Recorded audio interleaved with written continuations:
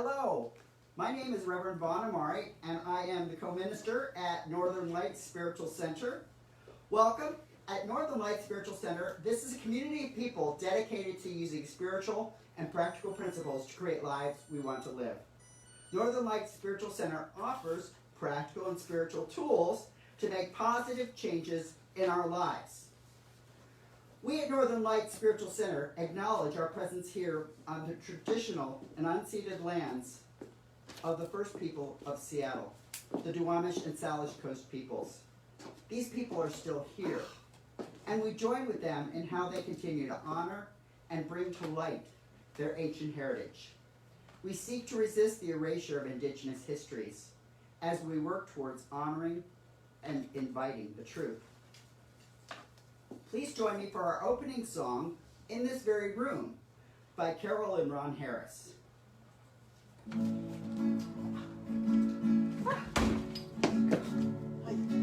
doing well. Oh.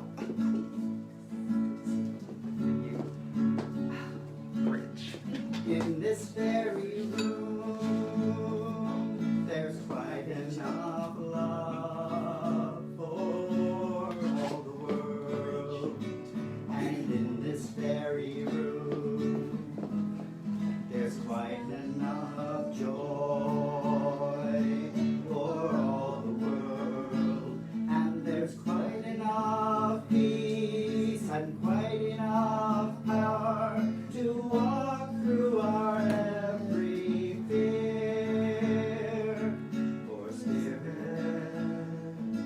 sweet Spirit,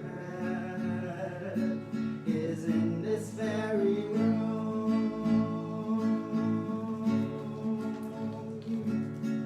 In this very room.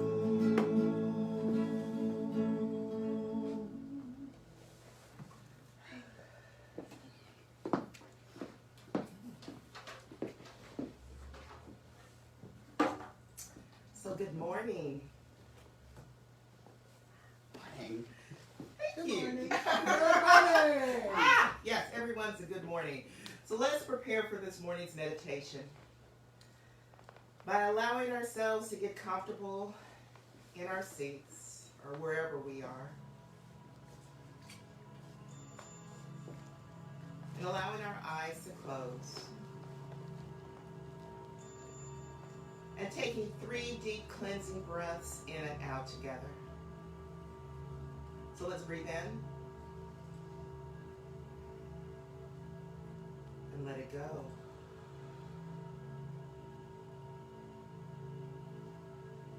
And breathe in again and letting it go. And breathing in one more time.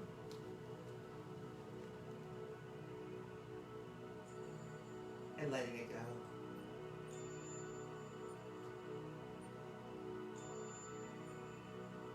And let's just take a quick survey of our body, seeing if there's any place that's holding on, any place that needs to let go, any place that needs to relax. And if you find such a place, just say to it, relax, release, and let go. Just relax, release, and let go. Letting go of everything that's happened from this up until this moment. And any thoughts of what will happen from this moment on. Just relax, release, and let go. And let us contemplate this thought.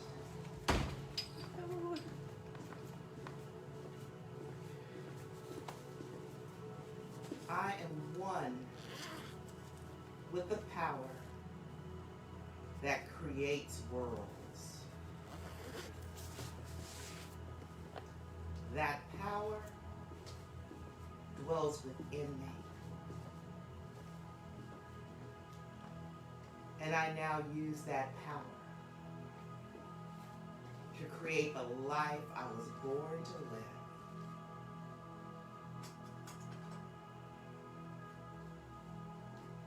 I am one with a power that creates worlds. And that power dwells within me. And I now use that power to create the life I was born to live. So just contemplate that. Just allow that to permeate every cell. Just be with that thought.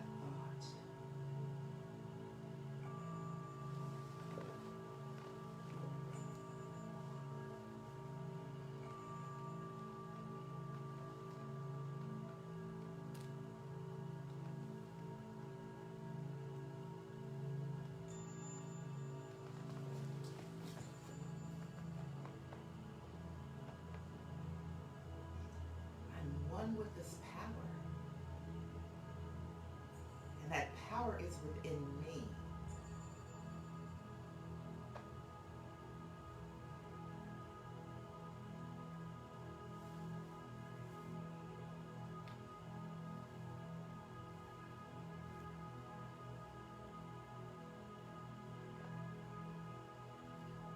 I can be, do, and have whatever I desire.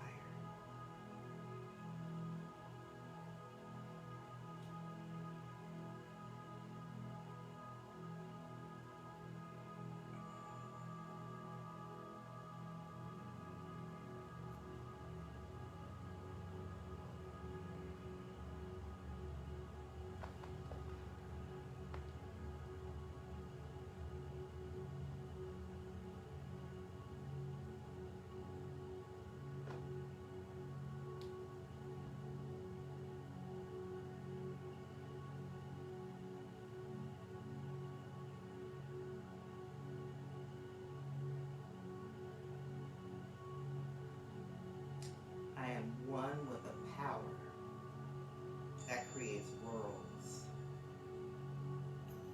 How delicious. How wonderful. It is to know that that power dwells within me.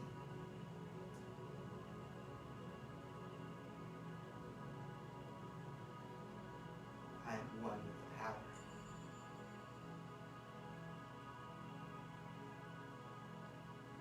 And so as we allow ourselves to come back into this room, to come back into this place, we come back with a knowingness that we are one with the power, and that that power dwells within us. And we can use that power, and we use that power to create a life that's even better than our dreams. And so as we come back, we just allow it to be. And so it is.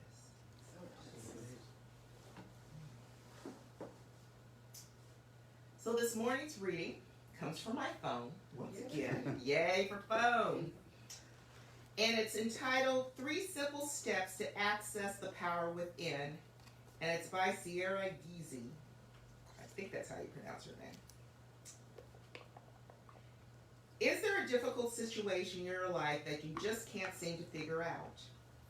Do you feel like you have tried everything to find an answer but have come up with nothing? Here are 3 simple steps you can use to access the power within you. There's only 3. The journey of life is littered with obstacles, and as a part of the human experience, we are often faced with challenges and situations that can cause us to feel stressed and overwhelmed. Often, when we find ourselves in a difficult situation, We make it worse by worrying incessantly about it, and therefore seek to solve our discomfort immediately by any means necessary. We try to push through and past what we see as difficult, and most of the time we do this by seeking advice from somewhere outside of ourselves.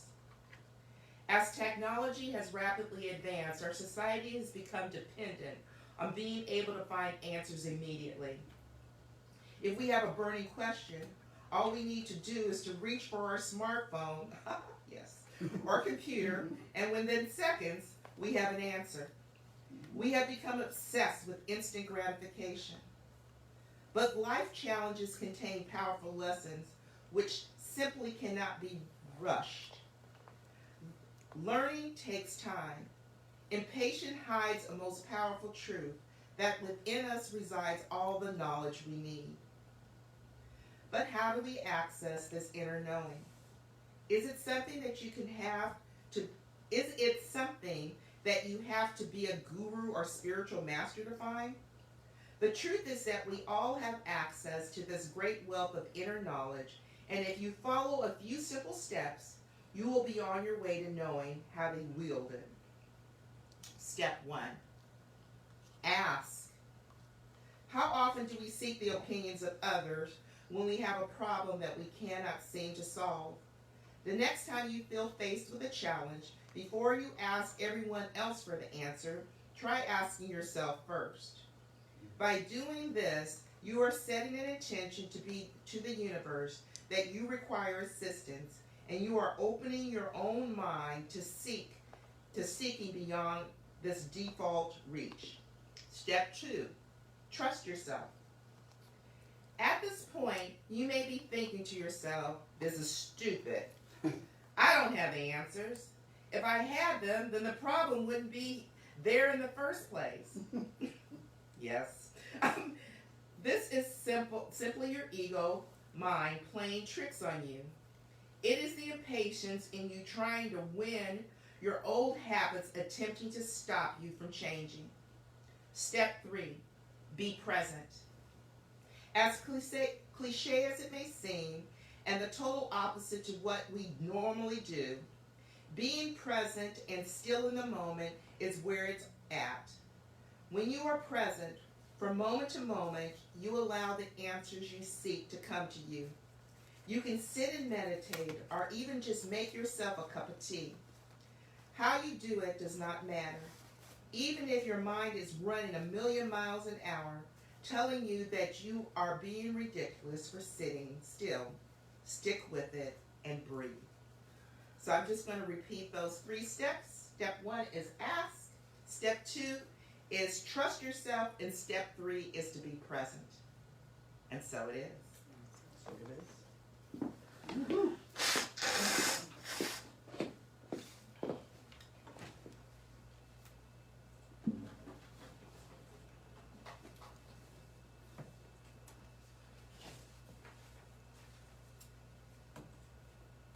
So here's a quick review of the words in this month's chant.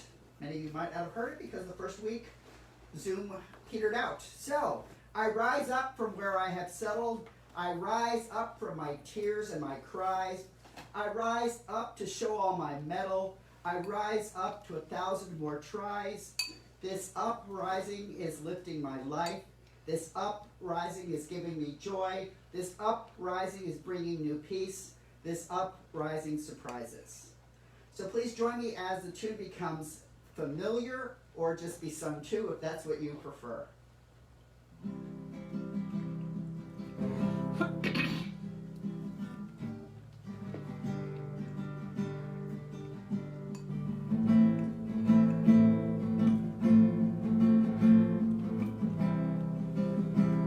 I rise up from where I have settled.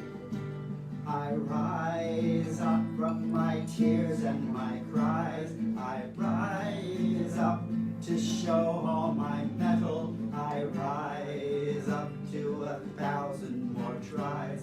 This uprising is lifting my life. This uprising is giving me joy. This uprising uprising is bringing new peace. This uprising surprises.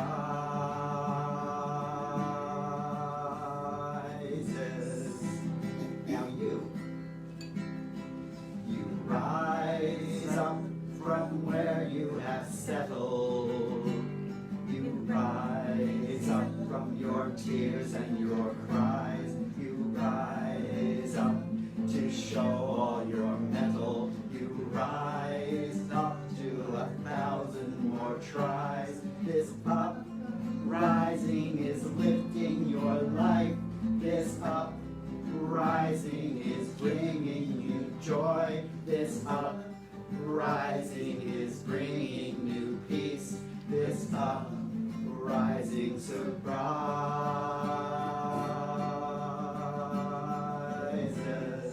Now we rise up from where we have settled. We rise up from our tears and our cries. We rise up to show all our mettle. We rise up to 1,000 more tries. This uprising is lifting our life.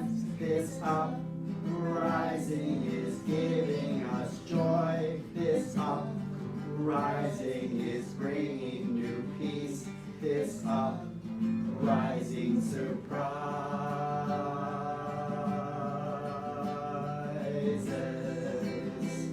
Now back to I rise up from where I have settled. I rise up from my tears and my cries. I rise up to show all my mettle. I rise up to 1,000 more tries. This uprising is lifting my life. This uprising is giving me joy. This uprising is bringing new peace. This uprising surprises.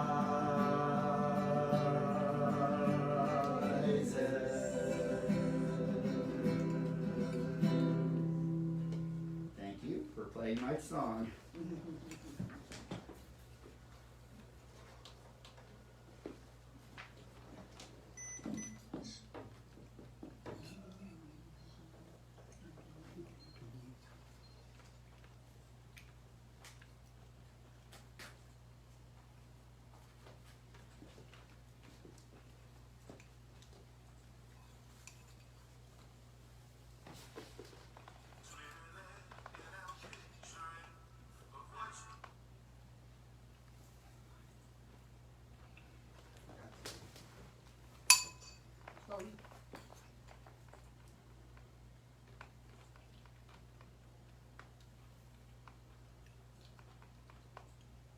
Read it for the bridge catch you too.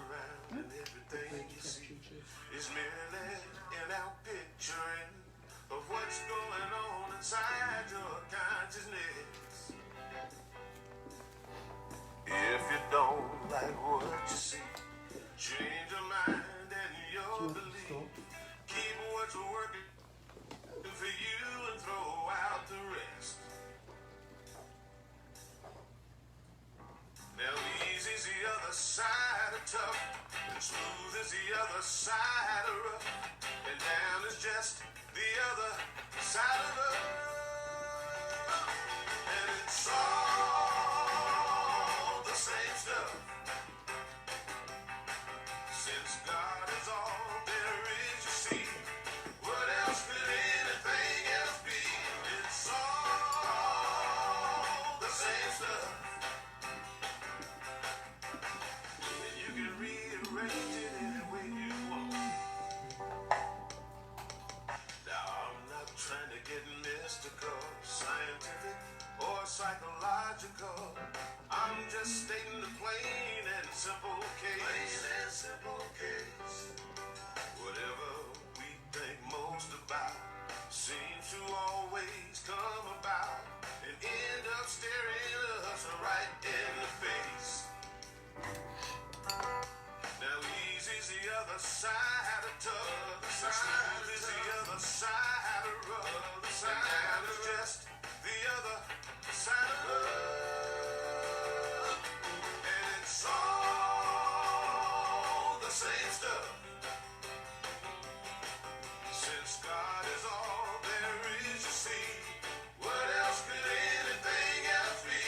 It's all the same stuff. You're free to rearrange it any way you want.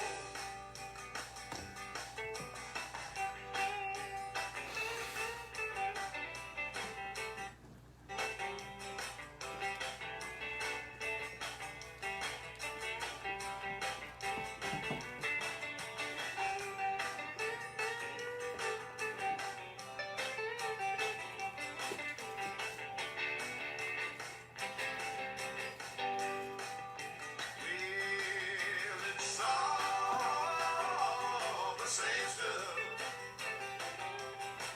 Since God is all there is to see, what else could anything else be? It's all the same stuff. And you can rearrange it any way you want.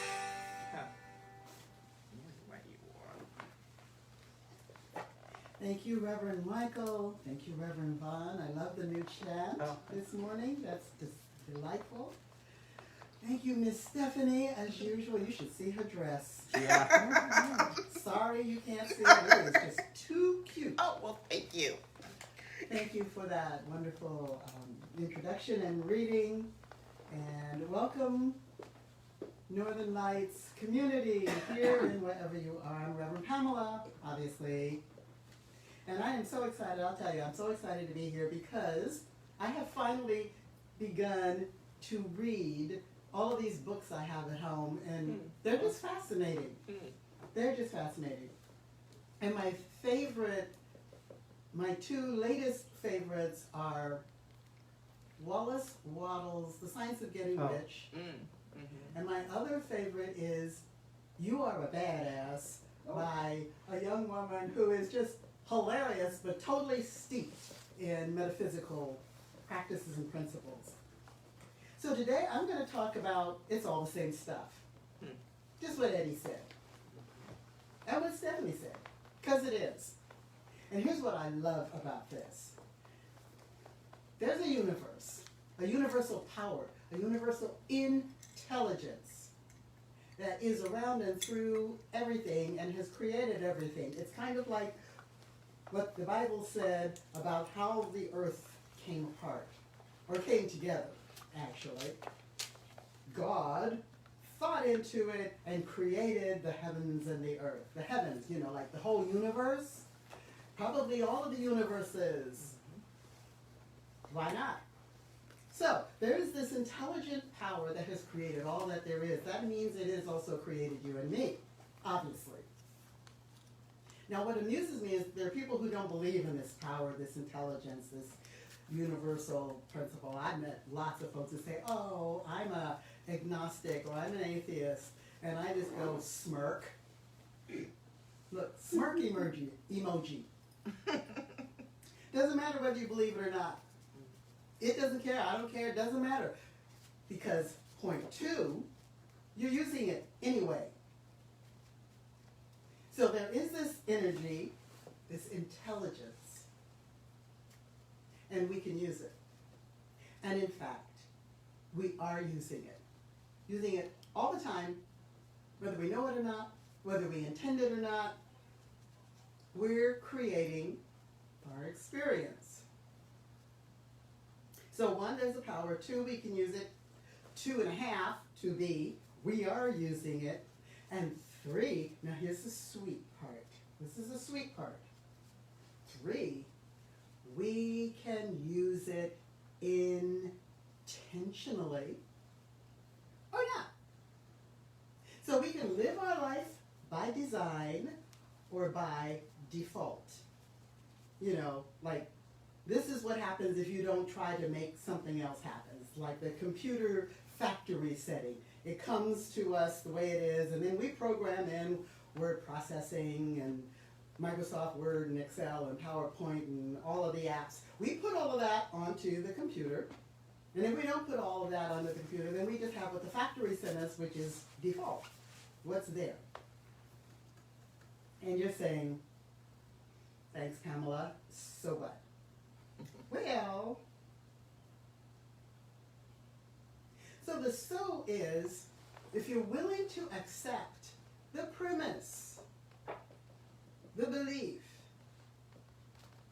that there is a universal intelligence that is all around us, and Wattles calls it creative stuff. Such a scientific word, such a description. Yeah, there's this stuff, and it's this formless stuff, and by thinking into this stuff, we create what we want. Love it. We shape it. It's kind of like clay, and even clay, for anybody who's ever played with clay, on the potter's wheel, after you dump this lump of clay into it, and then you shaped it into a ball so you can build something, I find, as I was working with the clay, it actually seemed to have a life of its own. It begins to respond to my gentle or not so gentle touches. And if I stay connected to the process of shaping this clay, I can come out with something pretty cool. Well, this universal intelligent stuff is just sitting there. And as we think into it, it takes on the form of our thinking and produces in our lives what we've been thinking. If you want to know what you've been thinking, look at your life. This is the tough part of metaphysical philosophy. We can't just say, oh, the devil made me do it, and we can't say that's a sin. We end up taking responsibility, or we have the opportunity to take responsibility for what we are or are not creating in our lives. That's the tough spot. More about that later. But for right now, just know that we are creating it, our lives, what's going on around us, whether we believe in this thinking stuff or not. So let's just say we believe in the thinking stuff. There was someone I read a quote from many, many years ago who said, the reason we don't get what we want is because we stop wanting it. And think about that.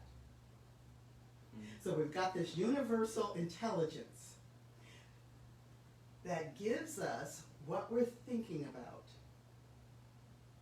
And then we say, well, that'll never happen to me. I have no idea how I could ever, blah, blah, blah. There you go. It says, okay, you can't. There you go.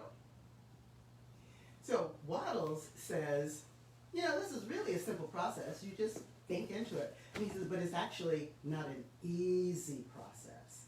So it's one of the hardest things for mankind to do is to hold a thought. So we have a joke here between Michael and me about squirrel. And it came from this lovely movie, animated picture called Up. It's a long story, but these dogs that were supposed to be on a mission would get off their mission every time a squirrel went by, even though they were hyper intelligent and could speak. Squirrel! And off they go. So that's what we do. That's what we do in our heads. We're like, okay, I want a new job. Squirrel!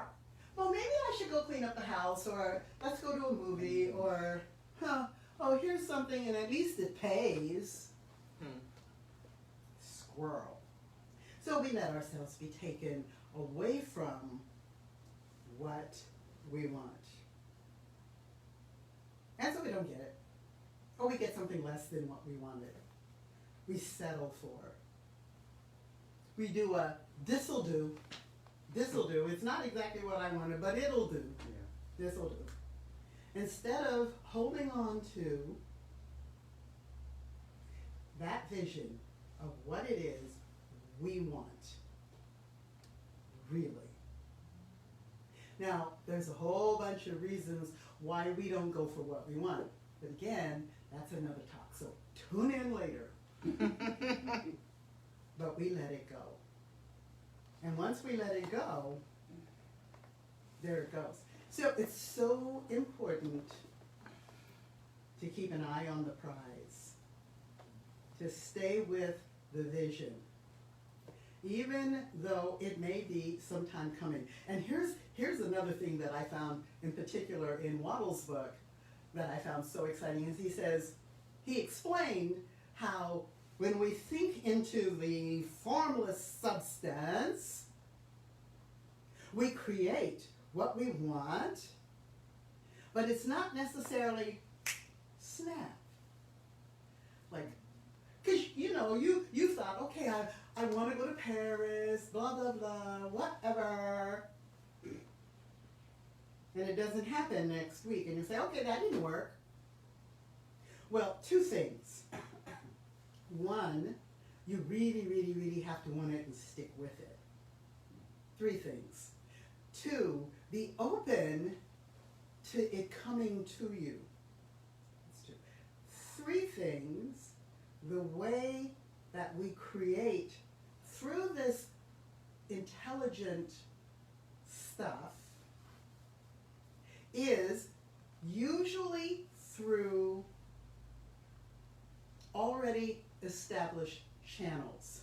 Okay, so let me back up on that. So what that is saying, so I'm an acorn, and I want to be a mighty oak tree. Isn't that what acorns turn into? Yeah. So I'm an acorn, and I want to be a mighty oak tree. Yes, I do. But I'm an acorn. So the established channel for an acorn to become an oak tree is not snap on Tuesday. It doesn't work that way. It goes in the ground, it buds, it comes out a little sapling. It can take hundreds of years to become the mighty oak. And it goes through the channels, the process for how an acorn would turn into a tree. That's why it isn't a snap process. Now, granted, there are times when we have manifested snap, right? We've said, okay, I want a new car. Somebody drives up and says, here you go, new car. Now, it doesn't happen all the time, but there are times when it's a snap process. And even in that snap process, it's still going according to a process. Somebody out there said, I want a new car, and I really like somebody to have my car that can use it. It's a good car. I've kept it in shape. Years of taking it in for oil replacement, tire checking, and so on. I'm taking good care of this car. Okay, you're seeing where it's not snap? Really? And as I'm driving down the street, I see my friend Marcia.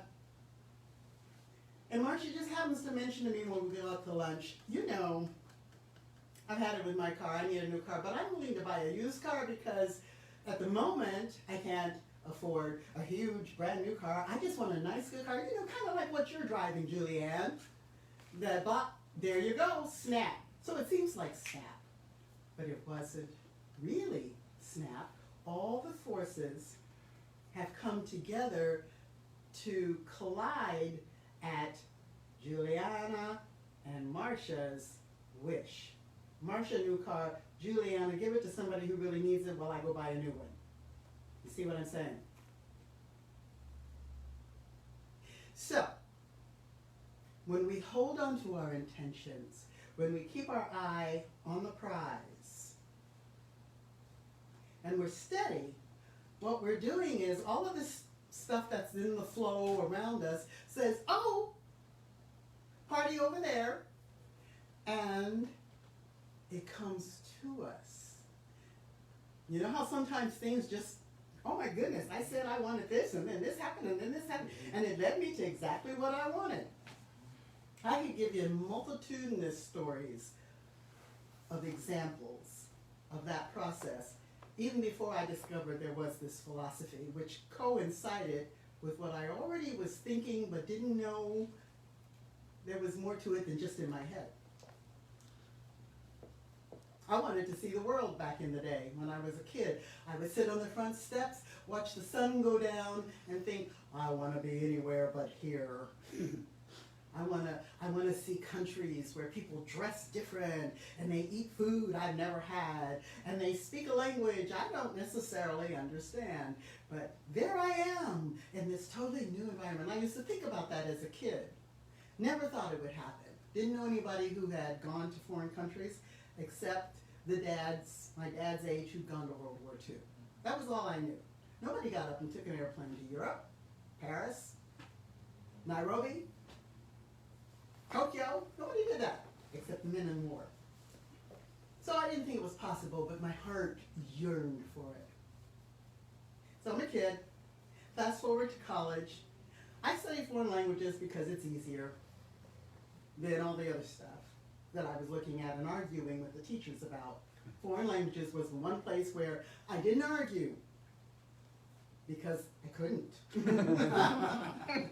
was a foreign language. I had no opinions. Where is the window? I don't know. How do you say it in French? Où est la fenêtre? Yeah. Oh. Say it again. Où est la Où fenêtre? est la fenêtre? I can't remember if it's la or la, but That's what it is. Yes. So anyway, no argument in the foreign languages. But here's the thing. So here I am. I'm in foreign languages because my heart wants to one day see the world. But again, I'm still not believing I will ever see the world. Who knew?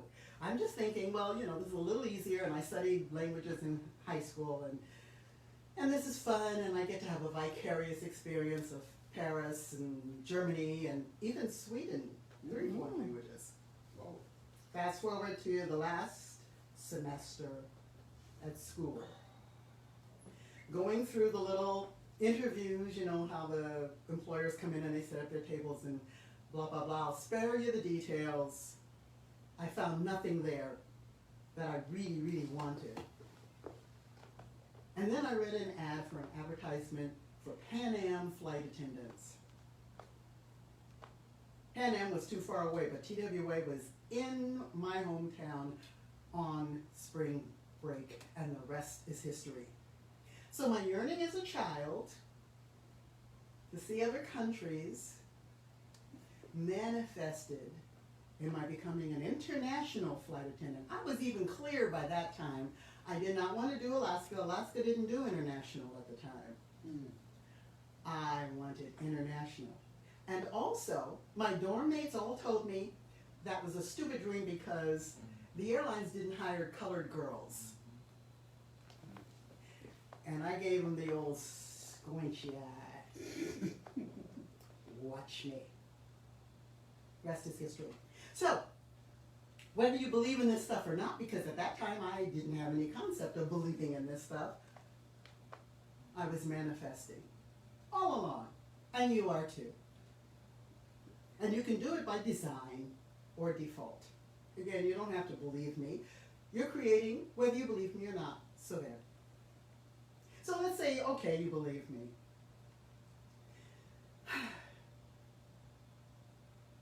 The way to make it happen, as Stephanie said, first you have to ask. And I'll even back up before that. First, you have to allow yourself to want what you want. You know how often we're told, no, you can't do this, and no, you can't be that, and you should do it this way, be it this way, whatever. So you never get at the wants. As a coach, so many times I've asked people, particularly a career coach, what do you want? And they're like, what? What do you want? I want a job. Cool. What kind of job? I don't know. Just something that'll pay the rent and put the kids through school. Okay, that's a start. But you know, that'll lead you to a this'll-do, which is something you're not all that excited about, but it pays the rent and gets the kids through school. But meanwhile, you live a mediocre to unhappy life on a this'll-do. It's just as easy when you're job hunting to go for what you really want as to go for a this'll-do. The only challenge around that is that if you're going for what you really want and the this'll-do, the mediocre, the not what I want but it'll do job comes up, you might have to say no to it. Or you might intelligently say yes to it knowing it's a this'll-do and this'll do while I continue to find my way to what I really want to do. Because sometimes these things, they prepare us for what we really want to do. They give us the education, the experience, or they strengthen our passion for what we really want. And sometimes you just have to say no. So, knowing that there is this stuff, it's intelligent, it's all around us, and we're impacting it, that's called faith. Oh, yay, faith. And then you have to act as if. All right. And Waddles agrees with me, and so do, I don't know, probably 1,000 other people who write about how we do this. That the hardest thing is to look at what you don't have and see what you want to have. And how was it said? I look at what I do see and hold on to what I don't see until I don't see what I do see and I do see what I don't see. Isn't that fun? Okay, so obviously what that means is, so I want to be in Paris, but I'm sitting here in White Center. And this is what I see, White Center, and in our center, it's a lovely little center. It's not Paris, but it's a lovely little center. But while I'm looking at White Center, I'm knowing that Paris is in my future. Obviously, I actually do want to go to Paris. I want to go to Paris and paint, and I want to sing in a bistro. And I swear you'll hear about it when I do it, because I'm going to do it. So, the faith that what we want exists and is possible. Because here it is, it does exist. Paris exists. The left bank exists. The bistro I'm going to sing in exists. And if it doesn't exist in form right now, it exists in somebody's mind. And by the time I get there, it'll be there. So it all exists. And we just have to know that and act as if we are sure to have that in our world.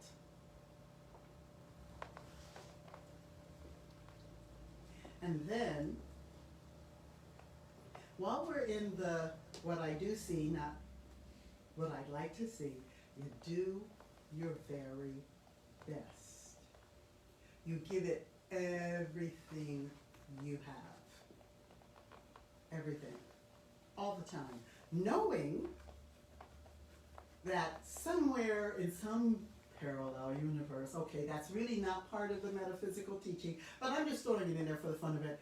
In some parallel universe in my mind, I'm singing in a bistro in Paris, and there it is.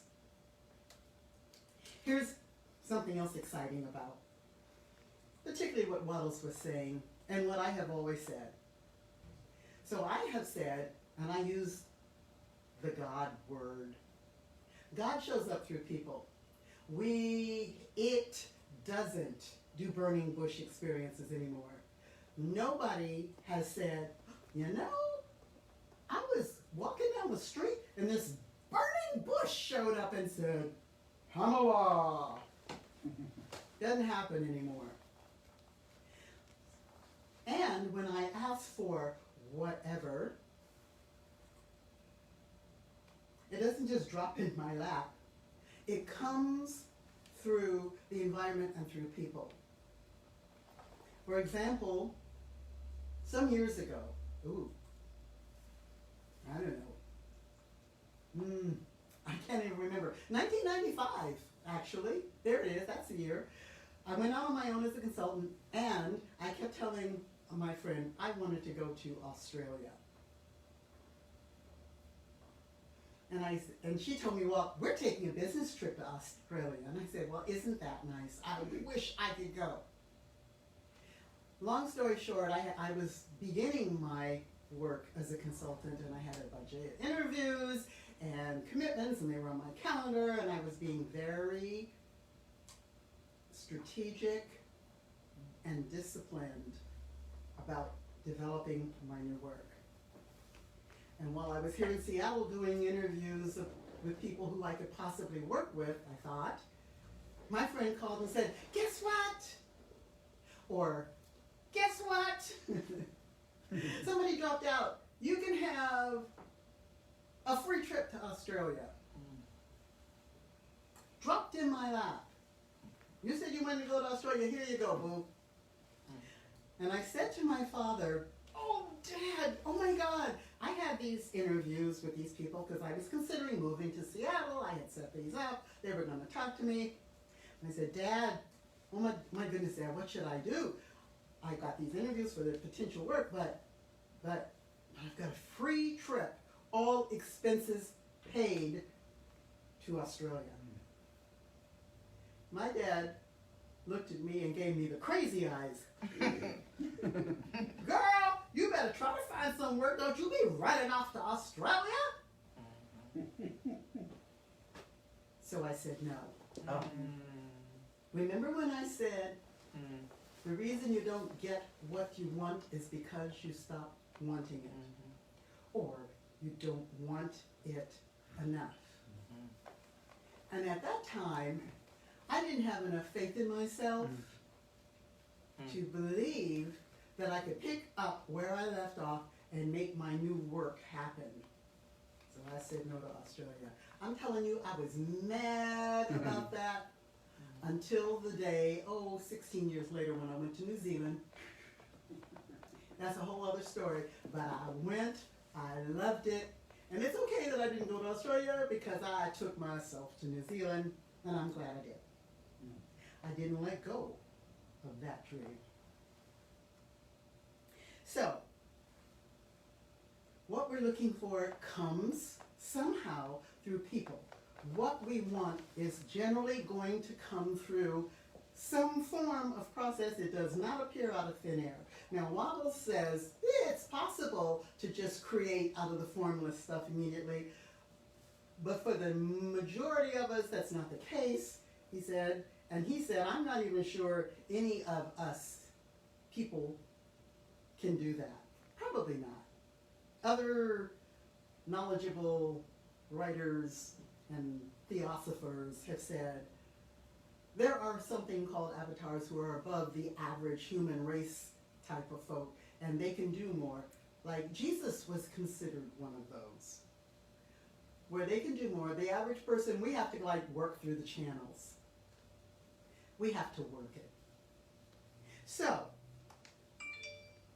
in closing, there is this intelligent stuff, and it's got a form that thinks. It's this unformed stuff.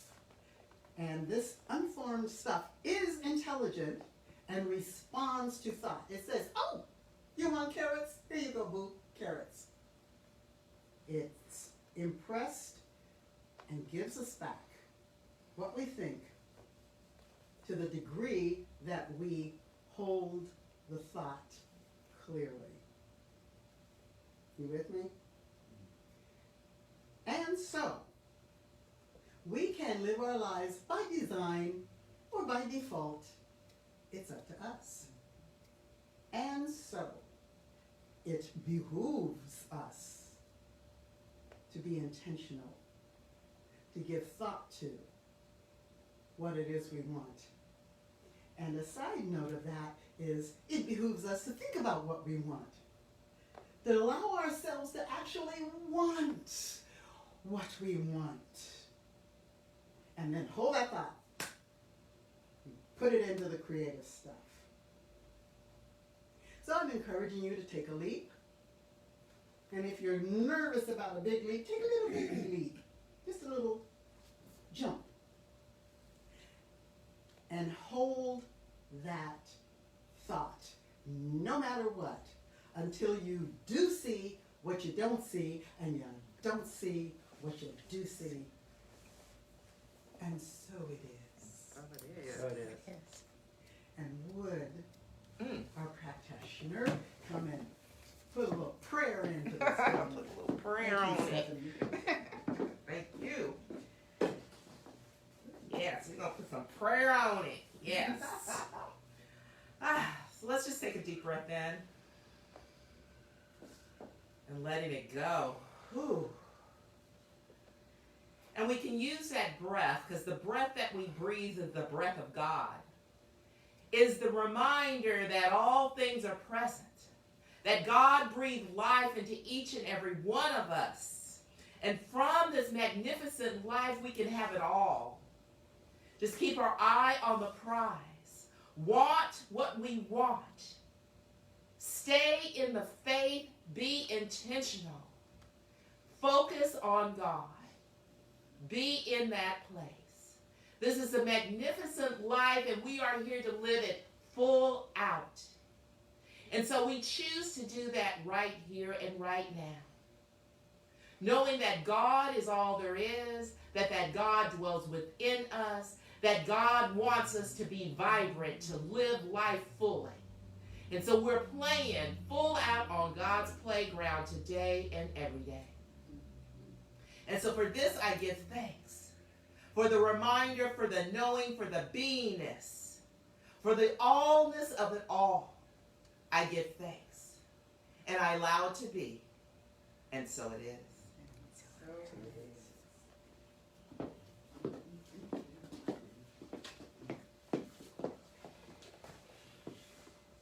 Thank you, Stephanie. Stephanie will be our guest speaker on the last Sunday of the month, of this month. And thank you, Reverend Pamela, for the talk. The one thing I really loved, because I don't think I ever thought of it before, was the idea of we can't hold a thought. And that is so true. You think about it, because I've always wanted to count in like a minute's time how many different thoughts pass through my brain. I've never done it, but because it's like, one second you're thinking this, and you turn your head, oh, you're thinking that, and it's so to follow and hold on to that thought is a powerful thing. And so I want to thank everybody for being here today, in the room, outside the room, on the Zoom, on the Facebook, wherever you may be.